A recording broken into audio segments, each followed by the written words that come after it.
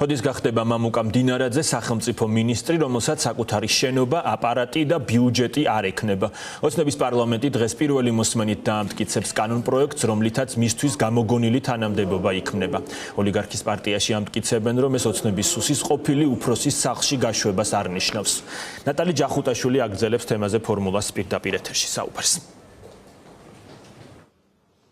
დიახ, სპეციალურად მამუკა მდინარაძისთვის ახალი სტრუქტურის შესაქმნელად მომზადებული კანონპროექტი უკვე ოცნების პარლამენტშია. ქართული ოცნება დაჩქარებული წესით აპირებს ამ კანონპროექტის მიღებას და დღეს უკვე უმრავლესობა პირველი მოსმენით უყრის კენჭს ამ საკითხს. საინტერესოა ის, რომ მამუკა მდინარაძეს ახალ პოსტზე არ ეყოლება აპარატი, არ ეყოლება თავისი თანამშრომლები, მისი სტრუქტურისთვის ცალკე ბიუჯეტიდან თანხა არ გამოიყოფა. ამ ახალ თანამდებობას ერქმევა სამართალდამცავი ორგანოების კოორდინაციის საკითხებში სახელმწიფო მინისტრი, მისი კაბინეტი იქნება ირაკლი კობახიძის მთავრობის ადმინისტრაციის შენობაში, თუმცა ამის მიუხედავად ქართული ოცნების დეპუტატები ამტკიცებენ, რომ ეს არ არის დაქვეითება, არამედ პირიქით ამბობენ, რომ მამუკა მდინარაძე სუსის ყოფილი უფროსი დააწინაურეს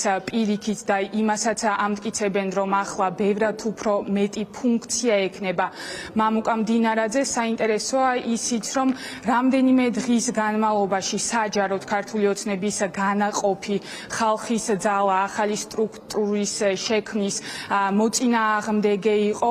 ყოველ შემთხვევაში დემონსტრაციულად ხალხის ძალის წარმომადგენლები აცხადებდნენ პირდაპირ, რომ შესაძლებელი იყო, რომ მათ მხარი არ დაეჭირათ ამ კანონპროექტისთვის, თუმცა დღეს კონსულტაციები შედგა ქართულ ოცნებასა და ამ განაყოფს შორის და ამ შეხვედრის დასრულების შემდეგ დიმიტრი ხუნდაძე გამოვიდა მედიასთან და თქვა, რომ ისინი დათანხმდნენ ქართული ოცნების პირობებს და მხარს დაუჭერენ ამ ახალ კანონპროექტს. სურვილია რომ ყველაფერი იყოს ცუდად, მაგრამ რეალურად იქნება ყველაფერი ძალიან კარგად და მაგრად. და კონკრეტულად რა ფუნქციები ექნება მამუკა მდინარაძეს? არც აპარატი ეყოლება, არც თანამშრომლები ეყოლება. მდინარაძის ახალ პოსტთან დაკავშირებით თქვენი აზრი მაინტერესებს, ანუ ცერემონიალური ხასიათის მატარებელი იქნება ეს თანამდებობა, იმიტომ რომ არც აპარატი ეყოლება, არც თანამშრომლები ეყოლება, არც ცალკე ბიუჯეტი გამოიყოფა მისი სტრუქტურის. როგორ ფიქრობთ, დააწინაურეს თუ დააქვეითეს მამუკა? საჭიროა, იმიტომ რომ გამოწვევები არის ძალიან დიდი. ძალიან დიდი გამოწვევებია უსაფრთხოების თვალსაზრისითაც და ძალიან დიდი გამოწვევები არის საზოგადოებრივი წესრიგის თვალსაზრისითაც, სადაც უხეში ჩარევები ხდება უცხოეთიდან, ასევე დიდი გამოწვევები არის სხვა მიმართულებით. მას აპარატიც ეყოლება, ბიუჯეტიც ექნება და თანამშრომლებიც სახეზე არიან. ეს არის საქართველოს მთავრობის ადმინისტრაცია. თავს ნიშნავს საკუთარი მთავრობის ადმინისტრაცია, რომელიც გაუწევს ამ თანამდებობის პირს იმ მომსახურებას, რაც არის საჭირო. უმრავლესობის ლიდერთან ჰქონდა კონსულტაცია გუშინ. გარკვეული საკითხები კიდევ დარჩა ღიად, ამიტომ საჭირო გახდა დღეს დილით კიდევ ერთი შეხვედრა და კომუნიკაცია. კითხვებზე იქნა პასუხებს დაემატა ჩვენი მხრიდან კომპრომისი და ჩვენ მხარს დავუჭერთ ამ გადაწყვეტილებას, ანუ ხალხის ძალა იქნება მხარდამჭერი ამ გადაწყვეტილებას. კითხვების გარეთ გამოტანა არ იქნება მიზანშეწონილი ჩვენი მხრიდან, თუმცა გეტყვით, რომ კითხვები ეხებოდა ამ გადაწყვეტილების საჭიროებას და ფუნქციურ ასპექტებს. ჩვენი კითხვები არ ეხებოდა პიროვნებებს, ეს ეხებოდა ამ გადაწყვეტილების საჭიროებას.